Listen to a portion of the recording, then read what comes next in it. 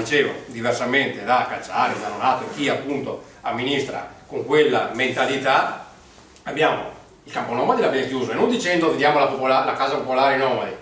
era gestito da alcune associazioni caritatevoli. Abbiamo detto non è che domani mattina veniamo con le ruspe, gli abbiamo dato un certo tempo e abbiamo detto noi comunque a questa data il campo lo chiudiamo, se gli trovate una sistemazione, nessuna casa popolare, niente soldi dal comune. Per il comune ne aveva già dati abbastanza, con l'amministrazione precedente era costato oltre 2 milioni di euro in 5 anni quel campo, tanto per fare, e questo potete pensare cosa costa il campo che ha messo in piedi Cacciari, perché poi alla fine i costi sono quelli. E allora noi abbiamo detto a una certa data chiuderemo, fate quello che volete, vi diamo del tempo, per carità, se riuscite a sistemare situazioni alloggiative noi comunque chiudiamo. Alla data che avevamo stabilito nel campo nomadi non c'era più nessuno, perché appunto dopo siamo andati là con le ruspe, abbiamo demolito tutto per essere sicuri che non venisse riutilizzato, e questa era la parola che avevamo dato ai cittadini veronesi. Per questo dico, votare per le elezioni amministrative ha un'implicazione sia legata all'amministrazione ordinaria, alle strade, i tombini, i marciapiedi, l'illuminazione, ma anche alle scelte politiche più profonde, perché noi abbiamo modificato il regolamento per l'assegnazione delle case popolari. Prima, quando andavi a chiedere l'assegnazione della casa popolare, andavi all'agenzia per la casa del comune di Verona e molto candidamente allo sportello ti veniva detto guarda, non sta neanche a presentare la domanda perché arrivano gli altri prima di te. Ed era così, bastava andarsi a guardare i dati statistici, più della metà delle assegnazioni erano per non italiani, per quelli che non sono italiani avevano più della metà delle assegnazioni. Noi abbiamo modificato i criteri, ci siamo presi veramente dei razzisti, ci siamo presi un esposto alla comunità europea e quant'altro. Comunque noi andiamo avanti e le stiamo assegnando secondo i nostri criteri e abbiamo ristabilito un po' di equità in maniera tale che i cittadini italiani siano trattati, non dico meglio, ma non peggio di chi italiano non è. Lo stesso abbiamo fatto anche per i posti di asili nido, appunto per dare tutela alla nostra gente, quindi come si diceva prima, prima il Veneto, prima i veneti. E quindi quando si va a votare il sindaco, si va a votare anche per questo, si va a votare soprattutto per la persona e per la squadra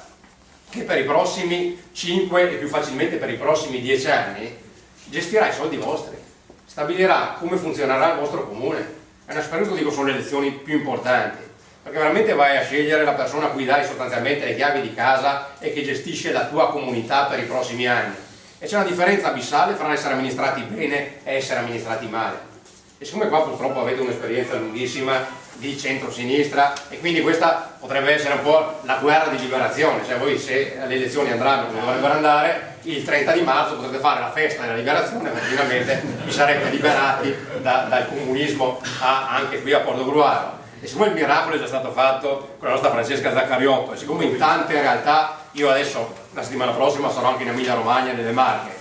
veramente si respira un'area diversa, che l'elettorato di centro-sinistra, mentre la dirigenza di centro-sinistra ha ancora da capire poco e nulla, l'elettorato di centro-sinistra ha capito decisamente come vanno le cose, tant'è che molto elettorato di centro-sinistra vota noi.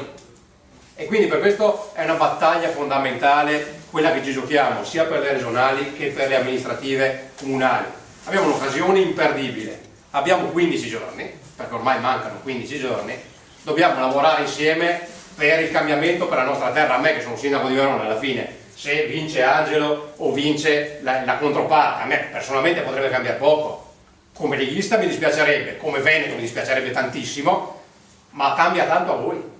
perché se gli elettori di Portogruaro, i cittadini di Portogruaro sbagliano ancora una volta a rimettere in piedi chi amministra in un certo modo, allora purtroppo per Portogruaro continuerà un certo modo di amministrare distante dalla gente, distante dal territorio, distante dai nostri problemi, perché adesso che c'è la crisi economica, i temi di cui ho parlato prima, ovvero sia quello che poi sono l'essenza di quello che un comune deve fare, cioè aiutare la sua gente, i servizi sociali,